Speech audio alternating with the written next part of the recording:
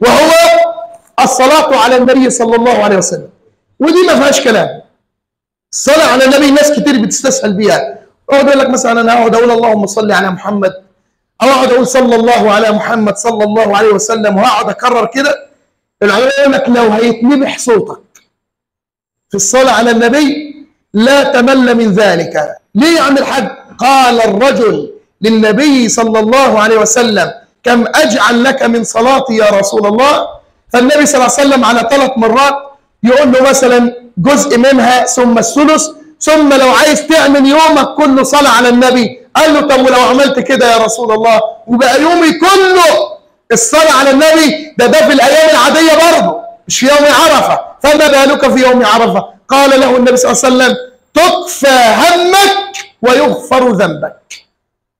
يبقى أنت بكثرة الصلاة على النبي صلى الله عليه وسلم الهم اللي أنت مهموم بيه والغم اللي أنت فيه والمنع اللي أنت فيه والذنوب اللي أنت عملتها كل ذلك يغفر بالصلاة على النبي صلى الله عليه وسلم.